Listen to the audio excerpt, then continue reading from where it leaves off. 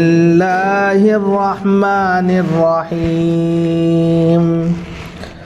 أوعجبتم أن جاءكم ذكر من ربكم على رجل منكم لينذركم واذكروا إذ جعلكم خلفاء من بعد قوم نوح وزادكم في الخلق بسطة فاذكروا آلاء الله لعلكم تفلحون قالوا أجئتنا لنعبد الله وحده ونذر ما كان يعبد آباؤنا فأتنا بما تعدنا إن كنت من الصادقين قال قد وقع عليكم من ربكم رجس وغضب أتجادلونني في أسماء سميتموها أنتم وآباؤكم ما نزل الله بها من سلطان فانتظروا إني معكم من المنتظرين صدق اللہ العظیم۔ محترم بزرگوں اور دوستو، دینی اور ایمانی بھائیوں، اللہ رب العزت کا شکر ہے، اس کا کرم ہے کہ اس نے ہمیں اپنی بارگاہ میں آنے کی توفیق عطا فرمائی، نماز عشاء کے ساتھ ساتھ درس قرآن میں بیٹھنے کی بھی توفیق دی۔ آج درس قرآن میں آیت نمبر 69 سے آیت نمبر 71 تک کی تلاوت کی گئی ہے۔ سب سے پہلے ان کا ترجمہ اور پھر تشریح بیان کی جائے گی۔ اَوَعَجِبْتُمْ أَنْ جَاءَكُمْ، کیا تمہیں اس بات سے تعجب ہو رہا ہے کہ تمہارے پاس تمہیں میں سے تمہارے رب کی جانب سے ایک نصیحت لے کر آیا؟ کیا تمہیں اس بات سے تعجب ہے کہ تمہیں میں سے ایک آدمی تمہارے پاس تمہارے رب کی جانب سے ایک نصیحت لے کر، ایک فرمان لے کر، ایک میسیج لے کر آیا؟ لِيُنذِرَكُمْ، تاکہ وہ تمہیں ڈرائے۔ وَاذْكُرُوا إِذْ جَعَلَكُمْ خُلَفَاءَ، اور اس وقت کو یاد کرو جب اللہ رب العزت نے تمہیں قوم نوح کے بعد اس کا جانشی بنایا۔ حضرت نوح سے پہلے جو قوم تھی وہ حضرت آدم کی تھی۔ قوم نوح میں پوری انسانیت ختم ہو گئی، پھر قوم نوح کے بعد ان کو ان کا جانشی بنایا۔ وَزَادَكُمْ فِي الْخَلْقِ بَسْطَةً، اور ڈیل ڈول میں تمہیں پہلی خلقت کے مقابلے میں زیادہ بھاری بھرکم بنا دیا، ہیوج بنا دیا، طاقت و قوت کے اعتبار سے بہت زیادہ کر دیا۔ وَاذْكُرُوا آلَاءَ اللَّهِ لَعَلَّكُمْ تُفْلِحُونَ، اور اللہ کو یاد کرو، اللہ کی بے شمار نعمتوں کو یاد کرو، شاید کہ تم کامیاب ہو جاؤ۔ قَالُوا أَجِئْتَنَا لِنَعْبُدَ اللَّهَ وَحْدَهُ، ان لوگوں نے کہا کیا آپ ہمارے پاس اسی لیے آئے ہیں تاکہ ہم ایک اللہ کی عبادت کریں؟ وَنَذَرَ مَا كَانَ يَعْبُدُ آبَاؤُنَا، اور ہم ان تمام چیزوں کو چھوڑ دیں جن کی پوجا پاٹ، جن کی عبادت ہمارے آبا و اجداد کرتے چلے آ رہے تھے۔ فَأْتِنَا بِمَا تَعِدُنَا، تو ایسا تو نہیں ہو سکتا، لہذا تم جس چیز کی دھمکی دے رہے ہو، جس عذاب کی دھمکیاں ہمیں بتا رہے ہو، دے رہے ہو، اس کو لے آؤ اگر تم سچے ہو۔ قَالَ قَدْ وَقَعَ عَلَيْكُمْ مِنْ رَبِّكُمْ رِجْسٌ وَغَضَبٌ، تو حضرت ہود علیہ السلام نے کہا کہ بس ٹھیک ہے، اگر تم عذاب چاہتے ہو تو عذاب تمہارے رب کی طرف سے، عذاب اور اس کا غضب دونوں کے دونوں آ ہی جاتے ہیں، بس ابھی تمہارے اوپر آپ پڑھتے ہیں۔ أَتُجَادِلُونَنِي فِي أَسْمَاءٍ سَمَّيْتُمُوهَا، کیا تم ایسے ناموں کے سلسلے میں مجھ سے جھگڑ رہے ہو جس کو تم نے خود یا تمہارے آبا و اجداد نے رکھ لیا ہے، گڑھ لیا ہے۔ ما نزل اللہ بہا من سلطان، اور اللہ رب العزت نے ان کی کوئی دلیل پیش نہیں کی ہے، کوئی شہادت پیش نہیں کی ہے، نہ اتاری۔ فانتظروا انی معکم من المنتظرین، تو تم بھی انتظار کرو، میں بھی تمہارے ساتھ انتظار کر رہا ہوں کہ کیا فیصلہ ہونا ہے۔ تو یہ جو تھی 3 آیتیں تلاوت کی گئیں 69 سے 71 تک، ان کا ترجمہ آپ کے سامنے آیا، اور اب ان کی تفسیر دیکھیں۔ اب عجبتم ان جاءکم، یہاں پر جس طرح حضرت نوح علیہ السلام کی قوم کو تعجب ہوا تھا، بالکل ویسے ہی حضرت ہود کی قوم عاد کو بھی تعجب ہوا۔ تعجب کیا ہوا کہ ان کو کیسے رسالت مل گئی، ان کو کیسے نبی بنا دیا گیا؟ اگر بنایا جاتا تو ہم میں سے بناتے، ہم پاورفل تھے، ہم مالدار تھے، ہم دولت اور ثروت والے تھے، ہم عہدے اور منصب والے تھے، ہمیں بنانا چاہیے تھا، ان کو کیوں بنا دیے حضرت ہود کو؟ تو ان کو تعجب ہو رہا تھا۔ تو وہی کہا کہ تمہیں تعجب ہو رہا ہے کہ تم ہی میں سے، یعنی کہ ایسا نہیں ہے کہ ہم نے جو امریکہ سے یا افریقہ سے کسی دوسرے باشندے کو بلا کر تمہارے درمیان میں بھیج دیا، تمہارے ہی درمیان کا ایک شخص کو اٹھایا اور اس کو رسالت دے دی، سونپ دی، اب وہ جو ہے اپنا کام کرے۔ اب تمہیں اس سے تعجب ہو رہا ہے، تمہیں اس سے جلن ہو رہی، تمہیں حسد ہو رہی، تم اس کی بات کو مانتے نہیں ہو۔ تو تعجب کس بات کا ہے کہ تمہارا تعجب کوئی نہیں، اصل تو جلن ہے، حسد ہے، اس بنیاد پر تمہیں تعجب ہو رہا ہے کہ تمہارا رب ہے اور اس کا بھی رب ہے۔ تمہارے رب نے تم ہی میں سے ایک آدمی کو اٹھایا اور پھر ایک فرمان دے دیا، ایک میسیج دے دیا، ایک کہہ سکتے ہیں کہ احکام دے دیا، حکم دے دیا کہ اپنی قوم کو بتائیے۔ اب تم اس سے تعجب کرنے لگو تو یہ غلط ہے۔ اور وہ کچھ فرمان ایسا ہے کہ مطالبے کا نہیں ہے کہ آپ سے مطالبہ کر رہا ہو یا کوئی چیز چاہ رہا ہو، ایسا کچھ بھی نہیں۔ لِيُنذِرَكُمْ، بس اس کا کہنا یہ ہے کہ اللہ سے ڈرو، اس کے علاوہ اور کوئی کام ہی نہیں۔ یعنی کہ جو سندیشٹا بنا کر آپ کی طرف حضرت ہود کو بھیجا بھی گیا ہے تو ان کا کام یہ ہے کہ وہ اللہ کے لیے لوگوں کو ڈرائے، تاکہ لوگ اللہ والی زندگی جینے لگیں، اللہ اللہ کرنے لگیں، ادھر ادھر منہ نہ ماریں، ادھر ادھر پوجا پاٹ نہ کریں، صرف اور صرف ایک اللہ کو، ایک خدا کو مانیں۔ لِيُنذِرَكُمْ، اور مزید ان کو بتایا کہ وَاذْكُرُوا إِذْ جَعَلَكُمْ خُلَفَاءَ مِن بَعْدِ قَوْمِ نُوحٍ وَزَادَكُمْ فِي الْخَلْقِ بَسْطَةً۔ مزید ان کو بتایا کہ اس وقت یاد کرو جب پوری دنیا ختم ہو گئی تھی، حضرت آدم کے بعد دنیا آباد ہوئی، پھر قوم نوح میں سب کو ختم کر دیا، قوم نوح کو عذاب آیا اور عذاب میں سب ختم ہو گئے، پھر عذاب کے بعد جو لوگ بچے پھر ان سے آبادی شروع ہو گئی، اور قوم نوح کے بعد پھر تم کو ان کا جانشین بنا دیا گیا۔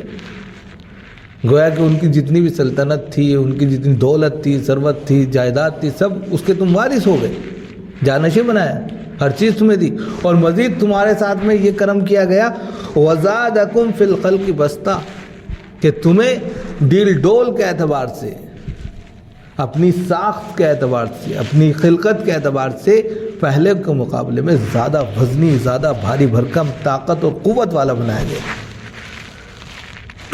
کہتے ہیں اتنی طاقت قوت والے تھے کہ ہوئج لگتے تھے، بالکل کھجور کے تنے کے مانند لمبے تڑنگے تھے۔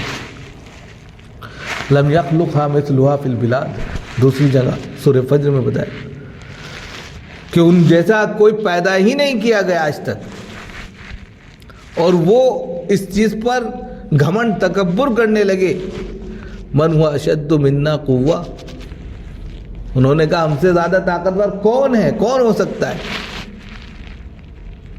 انہوں نے یہ دعوت تک کر دی۔ لیکن اتنی طاقت، اتنی قوت کے باوجود اللہ سے دشمنی مول لے لی، پھر اللہ نے ان کو ختم کر دیا، چھوڑا نہیں کسی کو، چاہے جتنی طاقت ہو۔ جب وہ لوگ جس دھرتی پر چلتے تھے تو انہی کے لیے آیا وَلَا تَمْشِ فِي الْأَرْضِ مَرَحًا، زمین کی چھاتی پر اکڑ کر مت چلو۔ وہ ایسے چلتے تھے کہ ان کو کبھی مرنا ہی نہیں ہے، ان کو موت نہیں آئے گی، اتنے بھاری بھرکم تھے، وہ پتھروں کو بالکل موم سمجھ لیے تھے۔ تو اسی کو کہا کہ ہم نے تو مزید تمہیں جو ہے ہیج بنایا، طاقتور قوت والا بنایا، اور ایسا بنایا اس سے پہلے اور اس کے بعد ایسی قوم بنائی ہی نہیں۔ وَاذْكُرُوا عَلَىٰ اللَّهِ، اللہ کی نعمتوں کو یاد کرو. سب کچھ ختم ہو گیا، پھر تمہیں آباد کر دیا، اس سے زیادہ طاقت دی، قوت دی، دولت دی، ثروت دی. اللہ کی نعمتوں کو یاد کرو. اگر اللہ کی نعمتوں کو یاد کرو گے لعلکم تفلحون، کامیاب ہو جاؤ گے. اب یہ ہر انسان کے لیے جس کو جو چیز ملی ہے، جس طرح ملی ہے، اگر وہ اس پر اللہ کا شکر ادا کرتا ہے، ان نعمتوں پر اللہ کے سامنے سجدہ ریزی کرتا ہے، تو اللہ بڑھا دیتے ہیں اور کامیاب زندگی بن جاتی ہے. اور اگر وہ ہٹ دھرمی پر آ جاتا ہے، گھمنڈ تکبر پر آ جاتا ہے، تو پھر انجام یہی ہے کہ برباد ہے. ان لوگوں نے یہ سوال کیا. اب یہ سوال جو تھا حضرت ہود نے ان کے سامنے رکھا تھا کہ یہ باتیں ہیں، اس کی وجہ سے تم لوگ جو ہے پریشان ہو رہے ہو اور یہ ساری چیزیں کر رہے ہو. تو ان لوگوں نے کہ جو جواب دیا وہ دیکھیں کیا خطرناک جواب ہے. قالوا اجیتنا، انہوں نے کہا کہ کیا تم ہمارے پاس اسی لیے آئے ہو، یعنی یہ سب بتانے کے لیے آئے ہو. جیسے آپ کسی منتری یا کسی بڑے عہدے والے کے پاس چلے جائیں اور اس سے کہیں کہ حضور میں ملاقات کے لیے آیا. ابھی اسی لیے آئے تھے تو کام ہم نہیں. تو بڑا جتنا آدمی ہوگا، بڑی پوسٹ پر ہوگا، اگر اس سے کام سے نہ ملے یا آپ ایسے نہ جائیں تو وہ آپ کو کوئی حیثیت نہیں دے گا. اس کے اعتبار سے جانا پڑتا ہے. تو یہاں پر بھی اسی طریقے تھے. انہوں نے کہا کہ یہ جو باتیں تم بتا رہے ہو اسی لیے آئے ہو. تو مزید کیا کہا، لنعبد اللہ وحدہ، کہ یہ سب باتیں بتا کر تم یہ کہنا چاہ رہے ہو کہ ہم صرف ایک اللہ کی عبادت کریں، اس لیے آئے ہو کہ ایک اللہ کو پوجنے لگے.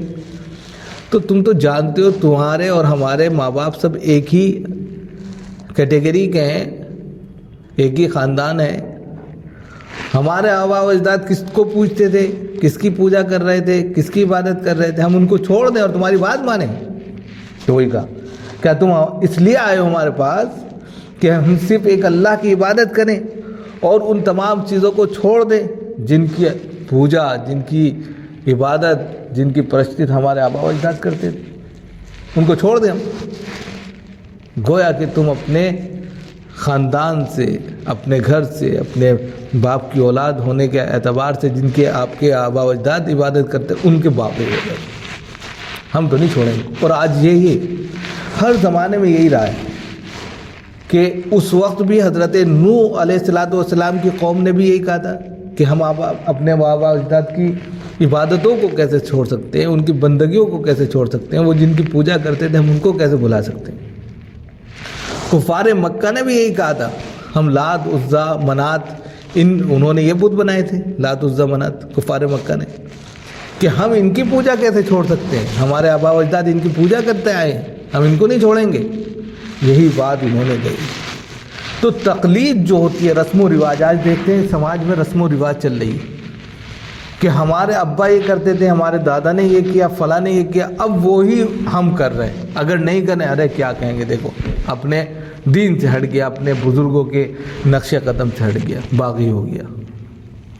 جتنی شادی بیاہیں آج کے وقت میں ہو رہی ہیں، جتنے فنکشن طریقے ہو رہے ہیں، یہ سب دیکھا دیکھی ہے. اسلام میں کوئی ان کی اجازت نہیں ہے، لیکن ہم نے پرمپرا بنا لی. اب اس پرمپرا کو چھوڑ بھی نہیں سکتے، اس لیے کہ وہ تقلید ہو گئی، کابرن ان کابرن، مثلاً باپ داداؤں سے چلتی چلی آ رہی. اب اس کو چھوڑیں تو کیسے چھوڑیں، سماج میں پھر ہمیں رہنے نہیں دیا جائے گا. تو یہی مسئلہ یہاں پر ہے کہ ہم چھوڑ ہی نہیں سکتے. بھائی آبا و اجداد کو کیسے چھوڑ دیں؟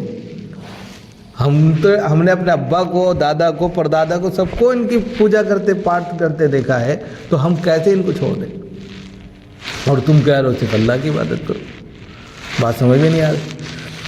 تو انہوں نے کہا فاتنا بما تعدنا، جب بہت زیادہ ہو گیا اچھا تم لے کر آؤ جس کی تم دھمکی دے رہے ہو. یہی چیز کفار مکہ نے بھی کہی.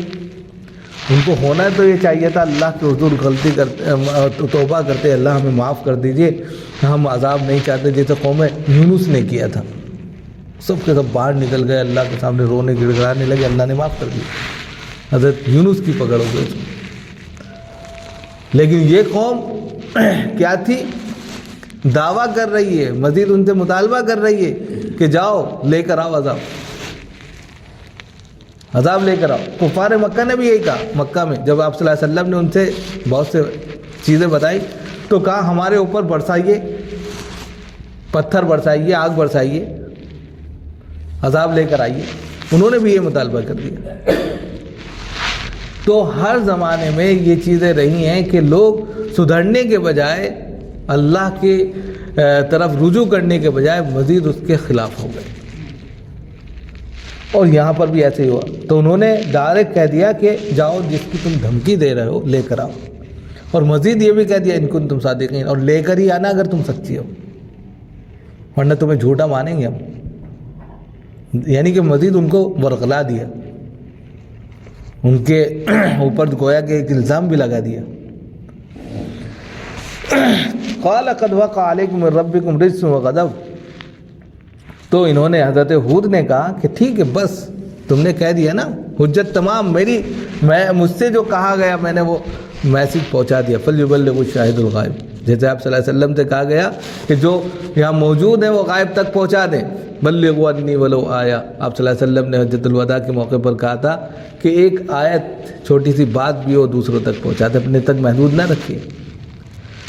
حل بلغت حل بلغت حل بلغت، یہ لفظ استعمال کیے تھے آپ صلی اللہ علیہ وسلم۔ اے اللہ تو گواہ ہے، پوری دنیا کو گواہ بنا کر کہا تھا میں نے تمام پیغام تیرے پہنچا دیے تیرے بندوں کو۔ اب اگر میرے بعد یہ کفر کریں، میرے بعد دین سے بے دین ہو جائیں، میرے بعد ان کی روش ہٹ جائے، تو پھر مجھ سے مطالبہ نہیں ہوگا۔ آپ صلی اللہ علیہ وسلم نے بھی یہی کہا تھا حجۃ الوداع کے موقع پر۔ یہی حجت تمام یہاں پر کی حضرت ہود نے کہ میں نے اپنا پیغام پہنچا دیا، اب یہ مطالبہ کر رہے ہیں کہ عذاب آ جائے، تو بس قد وقع علیکم من ربکم رجس وغضب، انہوں نے کیا کہا، بس سمجھو تمہارے رب کا عذاب۔ رجس یہاں پر جو ہے عذاب کے معنی میں، اصل تو معنی اس کے پلیدگی کے ہوتے ہیں، گندگی کے ہوتے ہیں۔ تو کیونکہ عذاب میں سب طرح کا عذاب ہے، گندا اور پلیدگی بھی اس کے اندر ہے، خون پیپ کا عذاب ہے، اس لیے اس کو جو ہے بدل کر پیش کیا گیا۔ تو عذاب اور غضب دونوں کے دونوں بس واقع ہو جاتے ہیں، ابھی آ جاتے ہیں، اب آئے تب آئے، بچ نہیں سکتے ہو، انہوں نے بھی کہہ دیا۔ اور پھر مزید ان سے کہا یہ صرف اس بنیاد پر ہو رہا ہے، اتجادلوننی فی اسماء سمیتموها